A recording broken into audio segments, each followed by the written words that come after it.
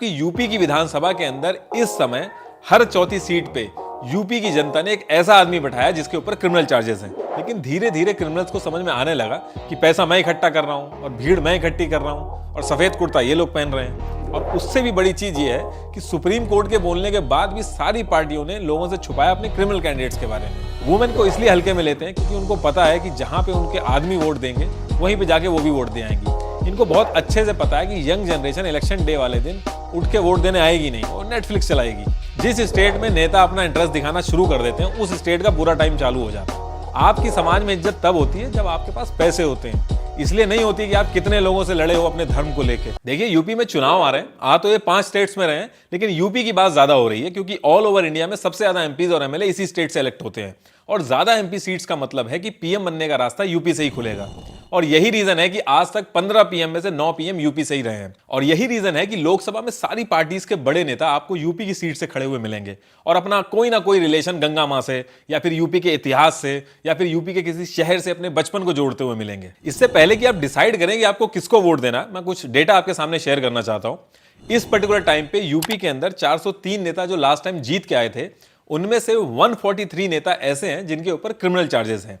इसका मतलब कि यूपी की विधानसभा के अंदर इस समय हर चौथी सीट पे यूपी की जनता ने एक ऐसा आदमी बैठाया जिसके ऊपर क्रिमिनल चार्जेस हैं। और ये जो क्रिमिनल चार्जेस की मैं बात कर रहा हूं, ये ऐसे नहीं कि बस किसी ने आरोप लगा दिए ऐसे ही। ये वो चार्जेस हैं जो नेताओं ने खुद एफिडेविट लगा के डिक्लेयर किए हैं। मतलब कि सुप्रीम कोर्ट के अंदर ये चार्जेस फ्रेम हो चुके हैं। इसका मतलब कि पुलिस ने इन्वेस्टिगेशन की है, उसको प्रूफ और आई विटनेसेस मिले, ये वो चार्जेस हैं। वहीं अगर आपके ऊपर एक छोटा सा भी केस होगा तो आपको ऑफर लेटर नहीं मिलेगा किसी भी गवर्नमेंट जॉब का। एक प्यून की जॉब तक के लिए आपको ऑफर लेटर नहीं मिलेगा। लेकिन इतने चार्जेस के साथ नेता देश चला सकते हैं। आप अपने आसपास किसी से भी पूछ लो, कोई नहीं चाहता कि उनके ऊपर एक क्रिमिनल नेता आके बैठे। हम लोग कभी नहीं चाहेंगे कि हमारे काबिल आईएएस और पीसीएस इन रेपिस्ट और मर्डरर्स के आगे पीछे दौड़ें, इनकी जी हजूरी करें। फिर इनको टिकट मिल क्यों रहे हैं और उससे भी बड़ी बात कि जीत कैसे रहे हैं। देखिए, एक क्रिमिनल मनी और मसल पावर का एक परफेक्ट कॉम्बिनेशन होता है। अब नेता को इलेक्शन में फ्री की शराब बेचनी है, पैसे बंटवाने हैं, तो वो अपने अकाउंट से जीएसटी कटवा के नहीं देगा। उसके लिए उसको ब्लैक मनी चाहिए होगी और इसमें मदद करते हैं क्रिमिनल्स। और ये भीड़ इकट्ठी करने में भी माहिर होते हैं, इसलिए नेताओं की पहली पसंद बन जाते हैं। पहले ये इतनी डिमांड में नहीं थे, पहले इनका काम सिर्फ यही बूथ कैप्चरिंग वगैरह करना होता था। लेकिन धीरे धीरे क्रिमिनल्स को समझ में आने लगा कि पैसा मैं इकट्ठा कर रहा हूं और भीड़ मैं इकट्ठी कर रहा हूं और सफेद कुर्ता ये लोग पहन रहे हैं। तो इन्होंने नेताओं से टिकट मांगना शुरू कर दी है और नेताओं की भी मजबूरी बन गई इनको टिकट देना। फरवरी 2020 में सुप्रीम कोर्ट ने ऑर्डर पास किया कि अगर कोई भी पार्टी क्रिमिनल नेता खड़ा करती है तो उसे लोकल न्यूज़पेपर, नेशनल न्यूज़पेपर और ऑफिशियल सोशल मीडिया अकाउंट पे अनाउंस करना होगा कि हमारे इतने कैंडिडेट्स हैं जिनके ऊपर क्रिमिनल चार्जेस हैं और ये 48 आवर्स के अंदर करना होगा जैसे ही नॉमिनेशन होता है। अब आप मुझे ये बताइए कि अगले हफ्ते से चुनाव है, आपको किस पार्टी के बारे में पता है कि उसने इस क्रिमिनल कैंडिडेट को खड़ा किया है? आप इनके सोशल मीडिया अकाउंट चेक कर लीजिए, आप कुछ भी चेक कर लीजिए, कहीं भी अनाउंस नहीं कर रखा है। हाँ, लेकिन ये रटवा दिया कि हमने इस कास्ट का नेता खड़ा करा है। इस चीज से फ्रस्ट्रेट होकर अगस्त 2021 में ब्रजेश सिंह ने केस फाइल कर दिया कि सुप्रीम कोर्ट के कहने के बाद भी ये नेता जनता से अपने क्रिमिनल कैंडिडेट्स के बारे में छुपा रहे हैं, उनके बारे में कुछ भी बता नहीं रहे हैं। और सारी पार्टियों के खिलाफ प्रूफ दिए कि 2020 के चुनाव में इन्होंने लोगों से छुपाया अपने क्रिमिनल कैंडिडेट्स के बारे में। अब इस पर सुप्रीम कोर्ट ने इन्वेस्टिगेशन करवाई। अब आप सोचिए इस पर इन्वेस्टिगेशन के बाद क्या हुआ होगा। 5 लाख, 3 लाख, 2 लाख, इतना जुर्माना देके सारी की सारी पार्टियां छूटी हैं। ऊपर से एक भी पार्टी ऐसी नहीं थी जिसने क्रिमिनल नेता ना खड़ा किया हो। और उससे भी बड़ी चीज ये है कि सुप्रीम कोर्ट के बोलने के बाद भी सारी पार्टियों ने लोगों से छुपाया अपने क्रिमिनल कैंडिडेट्स के बारे में। देखिए, आप किस पार्टी को सपोर्ट करते हो उसमें दखल देना मेरा काम नहीं, लेकिन जिन पार्टियों के लिए आप घंटों अपने दोस्तों से बहस कर रहे हो, इतनी लंबी लंबी बहस कर रहे हो, एक बार अपनी पार्टी से भी पूछ लो कि आपको क्यों फाइन देना पड़ रहा है और आप क्यों क्रिमिनल्स को टिकट दे रहे हो। जिस स्टेट में नेता अपना इंटरेस्ट दिखाना शुरू कर देते हैं उस स्टेट का बुरा टाइम चालू हो जाता है। पूरे इंडिया में यूपी हर पॉलिटिकल पार्टी के लिए इंपॉर्टेंट है और यही रीजन है कि यूपी पूरे इंडिया में नंबर 1 पे आता है मजहबी दंगे कराने में। सबसे कम सीटों वाले राज्य जिसमें ध्यान ही नहीं देते नेता लोग, जैसे कि सिक्किम वगैरह, पूरे इंडिया में सबसे पीसफुल स्टेट्स हैं। और ये कोई कोइंसिडेंस नहीं है, जैसा राजा वैसी प्रजा।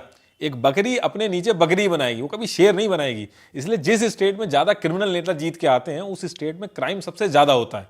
एक छोटी सी गूगल सर्च आप करेंगे, आपके सामने सारा डेटा आ जाएगा। न्यूज चैनल्स को इन्होंने खरीद लिया है। देश में कुछ भी हो, एफसीआरए की बात हो, पार्टी फंडिंग की बात हो, कोई इंपॉर्टेंट बिल हो, ये सिर्फ पाकिस्तान तेरे टुकड़े होंगे, बस यही गाना गाते रहेंगे। मान लीजिए खबर आती है एक लड़के ने एक लड़की के घर में घुस के उसको मार दिया, तो ये लोग ये नहीं कहेंगे कि लड़के ने लड़की को मार दिया, ये कहेंगे एक हिंदू लड़की के घर में घुस के एक मुस्लिम लड़के ने उसको मारा, फिर उसके मुस्लिम पिता ने उसकी हिंदू बहन को मारा।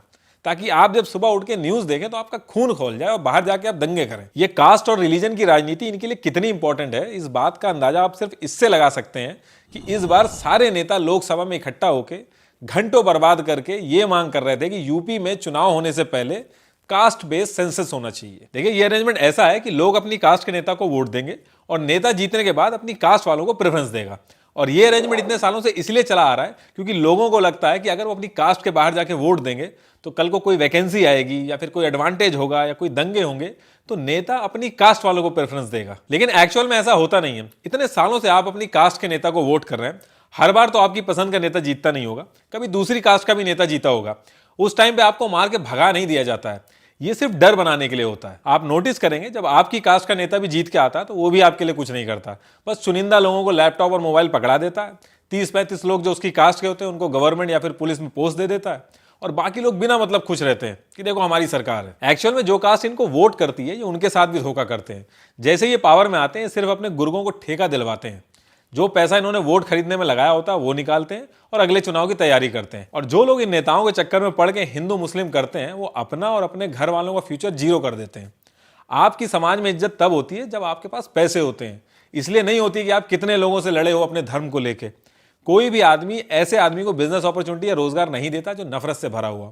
आप खुद किसी ऐसे आदमी को रोजगार नहीं दोगे जो आपकी कंपनी में आके धर्म के नाम पे लड़ता फिर रहा हो। आपके पास पैसे होंगे तो आप सीरिया में जाके इन्वेस्ट नहीं करोगे, आप ऐसी कंट्री में जाके इन्वेस्ट करोगे जो कंट्री स्टेबल हो। जिस कंट्री में दंगे होते हैं वो कभी स्टेबल नहीं रह सकती। आप देख लेना, जो लोग ये हिंदू मुस्लिम करते हैं या फिर दंगों में आगे रहते हैं ये एकदम खाली और नकारा लोग होते हैं। इनके बाल कटने के बाद भी इनके पिताजी आके पैसे देते हैं। जो मेजॉरिटी में लोग हैं उनको ये समझाया जाता है कि वोट नहीं दिया तो आपके ऊपर कोई और राज करेगा और सब खत्म हो जाएगा। और माइनॉरिटी में जो लोग हैं उनको ये समझाया जाता है कि ये लोग इतने सारे हैं आप लोगों को खत्म कर देंगे। अगर मैं माइनॉरिटी की बात करूं तो पारसी सिर्फ 0.006% है टोटल पॉपुलेशन के, लेकिन सबसे ज्यादा पढ़े लिखे हैं और सबसे ज्यादा पैसे वाले हैं। उनको मतलब नहीं है दंगों से, उनको बिजनेस से मतलब है। आप कितना भी अच्छा भाषण दे दो उनके सामने, वो कभी नहीं जाके ट्रेन में आग लगाएंगे। माइनॉरिटी का भला तब होगा जब उनका कोई नेता बड़े ओहदे पे आएगा, प्राइम मिनिस्टर बनेगा, और वो बड़े ओहदे पे तब आएगा जब वो हर किसी की बात करेगा, हिंदू और मुस्लिम दोनों की बात करेगा। सिर्फ माइनॉरिटी की बात करके एक छोटा नेता तो बन जाएगा, लेकिन उससे वो अपनी कम्युनिटी को आगे नहीं बढ़ा पाएगा। नेल्सन मंडेला काले लोगों के लिए तभी कुछ कर पाए जब वो एक ओहदे पे आए, और वो बड़े ओहदे पे इसीलिए आए क्योंकि उन्होंने काले और गोरे दोनों की बात करी। आपको कोई मीडिया नहीं बताएगा कि कौन सा नेता क्रिमिनल है, कौन सा नेता डेवलपमेंट करा सकता है। आपको खुद रिसर्च करनी होगी। जितनी रिसर्च आप अपने मोबाइल खरीदने में करते हैं उसकी 1% से भी कम रिसर्च आपको अपना नेता ढूंढने में करनी पड़ेगी। आपको सिर्फ www.myneta.info टाइप करना है। आपके एरिया से जितने भी नेता खड़े हुए हैं उनके ऊपर कितने क्रिमिनल केसेस हैं, कितनी संपत्ति है उनके पास, सब कुछ आपको पता चल जाएगा। और जिस पार्टी को आप सपोर्ट करते हैं वो किस एरिया से किस कैंडिडेट को खड़ा कर रही है, इस पे भी आपको नजर रखनी है। आपकी पार्टी जिस एरिया में जो कास्ट ज्यादा है उसके हिसाब से अगर कैंडिडेट खड़ा कर रही है तो बहुत डेंजरस है। और इससे भी ज्यादा जरूरी चीज है वोट देना। सबसे कम वोट यंग जनरेशन देती है, इसलिए आप देखोगे इनकी जो पॉलिसी होती है वो यंग जनरेशन के मुद्दे जैसे कि education benefit, work benefit, scholarship, college के प्लेसमेंट के नाम पे जो फ्रॉड्स होते हैं, ये सारे मुद्दे अपने मैनिफेस्टो में रखती ही नहीं है। इनको बहुत अच्छे से पता है कि यंग जनरेशन इलेक्शन डे वाले दिन उठ के वोट देने आएगी नहीं, वो नेटफ्लिक्स चलाएगी। औरतें और नौजवान सबसे लास्ट ग्रुप होते हैं जिसे पॉलिटिकल पार्टीज मतलब रखती हैं। वुमेन को इसलिए हल्के में लेते हैं क्योंकि उनको पता है कि जहां पे उनके आदमी वोट देंगे वहीं पे जाके वो भी वोट दे आएंगी। टोटल पॉपुलेशन में से 48% वुमेन है और 50% से भी ज्यादा यंग जनरेशन है, लेकिन पार्लियामेंट के अंदर सिर्फ 2.2% यंग जनरेशन ही पहुंच पाती है। आपके घर में जब आपके माँ बाप बीमार हो जाते हैं तो आप कितनी दूर क्यों ना हो घर से, आप घर पे जाते हैं। वहां पे आप ये नहीं कहते हैं कि यार मेरे अकेले के जाने से क्या होगा, इलाज तो डॉक्टर को ही करना है, क्योंकि आप अपने माँ बाप को अपना समझते हैं। और जो लोग अपने देश को अपना नहीं समझते हैं, सिर्फ वही लोग ये बात करते हैं कि मेरे अकेले के वोट देने से कोई फर्क नहीं पड़ता। जब युवा आगे आएगा तो देश बदलेगा। और ऐसा नहीं है कि आज के युवाओं में पोटेंशियल नहीं है पॉलिटिक्स समझने का, क्योंकि देखा जाए तो आज के टाइम में अब तक के सबसे ज्यादा एंटरप्रेन्योर्स निकल रहे हैं। हर